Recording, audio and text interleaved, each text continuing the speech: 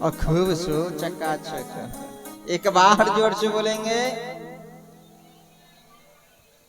हे राम, कितना बड़ा एहसान है तुम्हारा।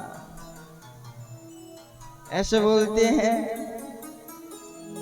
जैसे जमाई लेके ना, जमाई मुख खोलते हैं, हे राम भाई आलसियो, चकाचक जोर से ऐसे बोला करो तो लगा करे कि हम यहाँ जग रही हैं, सोए ना गई हैं। ये यूं बोलते हो ना, अब क्या बताएं, ऐसा लगे कि मैं यहाँ सोए गई। जगते रहा करो, नींद आ रही है क्या? तो जरा ध्यान देंगे तो बोले यही एक निगम वृक्ष है। निगम वृक्ष प्यारे सभी कामनाओं को पूर्ण करने वाला होता है। इस वृक्ष में सुखदेव जी महाराज ने अपना मुख लगने से इस फल को और भी ज्यादा मीठा कर दिया है। सुख यानी होता है मैया तोता, और तोता उसी फल पर चोंच मारता है जो फल मीठा होता है। हाँ जी, जो फल मीठा होता है उसी पर ये चोंच मारता है, या जिस फल पर ये तोता चोंच मार देता है वह फल मीठा स्वतः ही हो जाता है। तो बोले सुखदेव जी महाराज ने इस कथा को अपने मुख से कहकर इस कथा को और भी ज्यादा प्रभावशाली बना दिया। सुखदेव जी महाराज ने इस कथा को कहकर और भी ज्यादा प्रभावशाली बना दिया।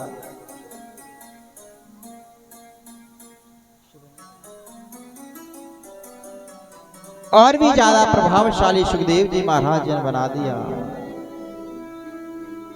तो सुखदेव जिस फल पर चोंच मार देता है वह फल प्रभावशाली हो जाता है। और सुखदेव जी महाराज ने जब इस कथा को अपने मुख से कहा तो मानो ये कथा और भी ज्यादा पवित्र हो गई, ये कथा और भी ज्यादा प्रभावशाली हो गई। जो इतनी प्रभावशाली हो गई प्यारे कि भक्तों का कल्याण करने के लिए सक्षम यह कथा हो गई, भक्तों का उद्धार करने के लिए यह कथा सक्षम हो गई। लेकिन इस कथा को हमें किस प्रकार सुनना चाहिए,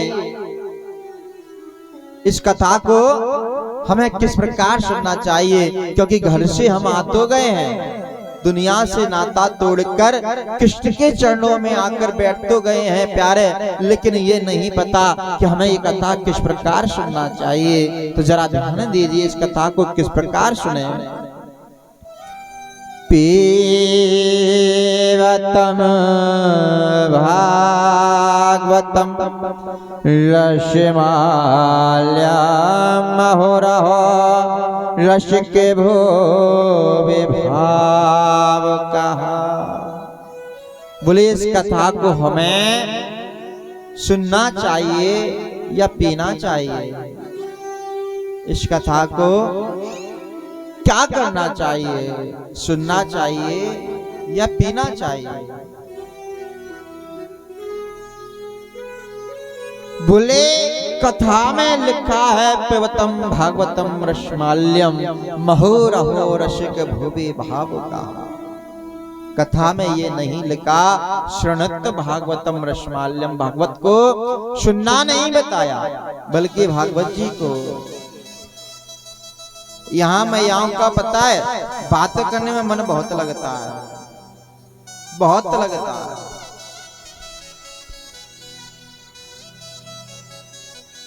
बहुत मन बातों में लगता है।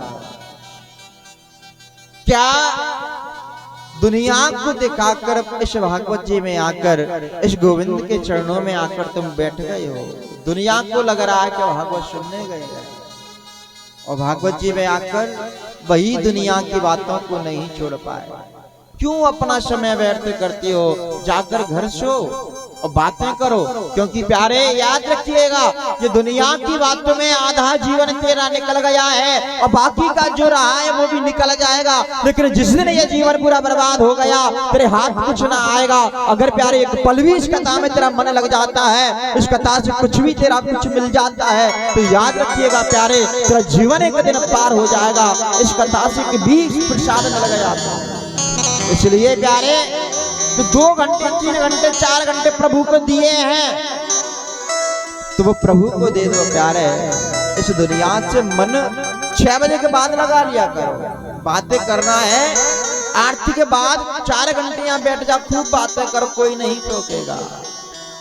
लेकिन प्यारे दुनिया की बातों में हमने ये जीवन निकाल दिया है और कुछ काम नहीं आनी है। वो बात व्यर्थ की है, फिजूल की है, सिर्फ कलेश पैदा करती है और कुछ नहीं। तो बोले इस कथा को किस प्रकार सुने? कथा को सुनना नहीं चाहिए, कथा को पीना चाहिए। ये जो दुनिया की बातें हैं इनको सुनना चाहिए। और सुनने में और पीने में क्या अंतर है? और कथा को किस प्रकार पिए? बोले कथा कुछ सुना जा रहा है तो पिए कैसे इसको? अरे क्योंकि दुनिया की जो सुनना क्यों मना किया गया? क्योंकि जो सुनने वाली चीज है ना उसे हम इस कान से सुनते हैं और इस कान से निकाल देते हैं। अब बताइए जो चीज इधर से सुनी और इधर से निकाल दे, क्या वो जीवन में काम आएगी? वो काम नहीं आएगी, वो जीवन में कल्याण नहीं कर सकती है। तो प्यारे ये दुनिया की जो बातें हैं उनको इधर से सुनकर इधर से निकाल दिया करो। जीवन सुखमय हो जाएगा, जीवन आनंदमय हो जाएगा। जिस दिन प्यारे तुमने इधर से सुनकर इधर से निकालना सीख लिया, उस दिन जीवन तेरा पवित्र हो जाएगा, उस दिन तेरे घर का क्लेश दूर हो जाएगा। जिस दिन सुनकर इधर से उधर निकाल दिया। लेकिन सत्संग जो मिल जाता है, संतों की वाणी जो मिल जाती है, प्रभु चरित्र जो मिल जाते हैं, उन्हें इधर से सुनकर इधर नहीं निकालना चाहिए। क्योंकि इधर से उधर निकलने वाली जो चीज है वो कल्याण नहीं कर सकती है। जो जीवन में उतरती है ना, जिसको सुनकर अपने हृदय में उतार लेते हैं, जिसको रस को हम पी लेते हैं, जो जीवन में उतरता है, जो पेट में उतर जाता है प्यारे, वही जीवन में काम आता है और वही जीवन का कल्याण कर सकता है, वही जीवन का उद्धार कर सकता है। तो बोले इस कथा को हमें किस प्रकार सुनना चाहिए, कैसे से पीना चाहिए? ये कोई रस तो है नहीं कि हमें इसे पी ले। इस चर्चाओं को, इन कथाओं को हमें कैसे पीना है? इन कथाओं को प्यारे कानों से सुनकर नेत्रों से पिया जाता है। जब वो नेत्र दुनिया से हटकर प्यारे मेरे गोविंद के चरणों में लग जाते हैं, मेरे श्री लाडली जी के चरणों में जब नेत्र लग जाते हैं, तो प्यारे इन कथाओं को सुनने में जो आनंद आता है प्यारे, जो आनंद आता है, जब रसिक बनकर हम कथा को श्रवण करते हैं, प्यासे बनकर कथा को श्रवण करते हैं, तो एक दिन ये कथा हमारा कल्याण कर देती है, एक दिन ये कथा हमारा उद्धार कर देती है। तो बोले कथा को पीना चाहिए, सुनना नहीं। और सुने तो इधर से उधर निकल जाएगी। पीना ऐसे नेत्रों के द्वारा चाहिए, रसिक बनकर नेत्र प्रभु से जुड़कर इस कथा को श्रवण करना चाहिए। क्योंकि पीने वाली जो चीज है वो हृदय में उतरती है। एक बात बड़ी सुंदर है भैया, जरा ध्यान दीजिए।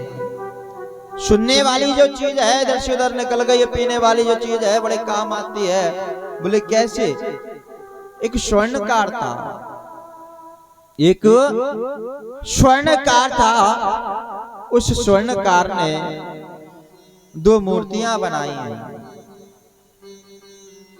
उस स्वर्णकार ने 2 मूर्तियां बनाई हैं और दोनों मूर्तियां किस प्रकार की बनाई भैया?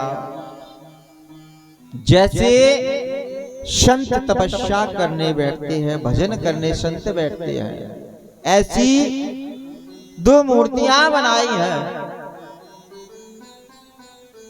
और दोनों ही मूर्तियां बनाई तो एक ही सांचे में बनाई है, एक ही समान दोनों मूर्ति बनाई है। एक समान एक सांचे में है, एक बराबर वजन है और एक बराबर वजन है। दोनों ही मूर्तियां उस स्वर्णकार ने पीतल की बनाई है और पीतल की मूर्ति बनाकर उस स्वर्णकार ने सामने दोनों मूर्ति रख दी है। और रखकर वह स्वर्णकार कह रहा है कि मेरी मूर्तियों की परीक्षा लीजिए और परीक्षा लीजिए, परीक्षा लेकर मेरी मूर्तियों को खरीदिए, मेरी मूर्तियों को खरीदिए। मूर्तियों को खरीदने वाले लोग आने लगे हैं और सब मूर्तियों की कीमत पूछ रहे हैं और कह रहे हैं कि महाराज, दुकानदार से पूछ रहे हैं कि महाराज ये बताइए कि ये मूर्ति कितने की है। तो दुकानदार ने, स्वर्णकार ने बताया कि ये मूर्ति मेरी 10 रुपए की है। बोले अच्छा। अब ग्राहक ने दूसरी मूर्ति उठाई है, 2 मूर्ति बेचने बैठा है ना, 2 मूर्तियां बेचने बैठा है। तो ग्राहक ने दूसरी मूर्ति उठाई और दूसरी मूर्ति उठाकर कहता है, ग्राहक ने पूछा कि महाराज ये मूर्ति कितने की है। स्वर्णकार कहता है कि ये मेरी 1 लाख रुपए की मूर्ति है। बोले अच्छा। तो ग्राहक कहता है कि 1 लाख रुपए वाली जो मूर्ति है वो सोने की है? क्या 1 लाख रुपए वाली जो मूर्ति है वो सोने की है? बोले नहीं, बिल्कुल नहीं। बोले 1 लाख वाली जो मूर्ति है वो भी पीतल की है और 10 रुपए वाली जो मूर्ति है वो भी पीतल की है। तो फिर ये 1 लाख की क्यों है और ये 10 रुपए की क्यों है? बोले पहचानने में अंतर कर रहे हो। बोले ये 1 लाख रुपए की क्यों है और ये 10 रुपए की क्यों है? तो आज स्वर्णकार कहता है कि परीक्षा लीजिए मेरी मूर्तियों की और खरीदिए, मेरी मूर्तियों की परीक्षा लीजिए और खरीदिए। सो आज एक स्वर्णकार के पास एक महात्मा जी आए हैं। महात्मा जी जब आए हैं, महात्मा जी ने आकर कहा कि बेटा तेरी मूर्तियों की परीक्षा मैं लूंगा। सो आज महात्मा जी से कहा कि ठीक है महाराज, आप मेरी मूर्तियों की परीक्षा लीजिए और खरीदिए, मेरी मूर्तियों की परीक्षा लीजिए और खरीदिए। सो महात्मा जी ने मूर्ति की परीक्षा लेने के लिए क्या किया है? क्या किया है? महात्मा जी ने एक धागा लिया है और धागे को लेकर महात्मा जी ने गीला कर कर उस धागे को बट दिया है। धागे को जब बटा है, उस धागे को बटकर महात्मा जी ने एक मूर्ति के कान में डाला है। जो मूर्ति के एक कान में डाला, सो धागा इधर कान से डाला, सो इधर कान से निकल आया। अब इधर कान से निकल आया। महात्मा जी ने कहा कि बेटा ये मूर्ति है तेरी 10 रुपए की। कितने की? ये मूर्ति है तेरी 10 रुपए की। ये मूर्ति तेरी 10 रुपए की है। और वही धागा गीला कर कर महात्मा जी ने दूसरी मूर्ति में डाला है कान में। तो वो धागा इधर से डाला, इधर नहीं निकला। वो धागा अंदर ऐसा छेद था कि वो धागा कान से सीधे पेट में चला गया। तो महात्मा जी ने कह दिया कि बेटा ये मूर्ति तेरी 1 लाख रुपए की है। बोले ठीक है, पहचाना महाराज तुमने कि ये मूर्ति मेरी 10 रुपए की है और ये मूर्ति मेरी 1 लाख रुपए की है। बोले ठीक है, पहचाना। बोले कहने का मतलब यही है प्यारे कि जो मूर्तियां हम भगवान की बनाई हुई हैं, भगवान के हाथों की बनाई गई है और उस भगवान ने मूर्तियां एक समान बनाई हैं सारी। लेकिन प्यारे भगवान कहता है कि जिसने प्यारे मेरी कथाओं को सुनकर, मेरे चरित्रों को सुनकर, जिसने भगवान का भजन सुनकर इधर से उधर निकाल दिया, उसकी मेरी नजरों में कोई कीमत नहीं रहती है। सिर्फ 10 रुपए के समान मेरी नजरों में कीमत रहती है। लेकिन प्यारे संतों की वाणी, गुरुओं की वाणी सुनकर, कथाओं को सुनकर जिसने कानों से हृदय में उतार लिया, वो 10 रुपए की नहीं, लाखों लाख रुपए की मेरी नजरों में कीमत रहती है। लाखों लाख